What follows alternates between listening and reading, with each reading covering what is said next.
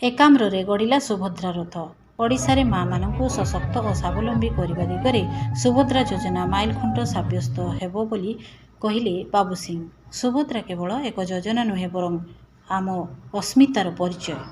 राज्यर समस्त महिलांकर स्वप्न और आकांक्षा पूरण दिगरे यह आम मोहन चरण माझी सरकारक एक निष्ठापर उद्यम।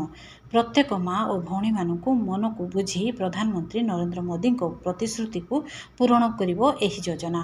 कौनसी योग्य महिला जेपरी एही योजनारू बाद न पड़िबो ताकू प्राथमिकता दियाजिबो। सेथिपई एही योजनार प्रथम सोपान रे आज एकाम्र निर्वाचन मंडली रे रथ बाहरिला। यार सुफल संपर्क समग्र निर्वाचन मंडली रे महिला मानकु सचेतन करिबा। समग्र एकाम्र निर्वाचन मंडलीर आर्थिक एवं महिला सशक्तिकरण क्षेत्र में विराट परिवर्तन आणिबो। आसंता 16 तारिख पर्यंत सुभद्रा रथ सारा एकाम्र निर्वाचन मंडली रे बुलिबो बोली एकाम्र विधायक बाबू सिंह कहिथिले। शुक्रवार पूर्वाह्न ब्रह्मेश्वर रे एक स्वतंत्र कार्यक्रम रे नड़िया बाड़े पताका देखाई रथ शुभारंभ करने सह उद्बोधन दे विधायक श्री सिंह यह कहिथिले। नहीं मु प्रथम कही माँ माने आगु को गले समाज आगु को जीव। आमे जिते योजना करूछु पुरुष माने जो योजना सबू उपलब्धि करुचंती बा जो योजना लाभ पाउचंती माँ माने जदि जो योजना लाभ पाउचंती सेटा समाज पई एक वर्ती होची, समाज पई एक माइल खुंटी होची।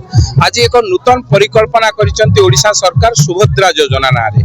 प्रभु जगन्नाथ एवं प्रभु बलभद्र आमर आराध्य देवता एवं माँ सुभद्रा तांकर भौणी आम समस्तंकर अति मन भावावेगर ठाकुराणी बा माँ सुभद्रा से आमर किभली भावे माँ सुभद्रा घरे घरे पहुँचे ए सरकार बा राज्य सरकार मोहन चरण माझी सरकार जो परिकल्पना करिछि घरे घरे सुभद्रा योजना को पहुँचेब माँ मान को आत्मनिर्भर करिबो। आपण माने समस्ते जानिचंती जदि माँ माने आत्मनिर्भर हेले ताले घर अति आनंद रे गड़िबो।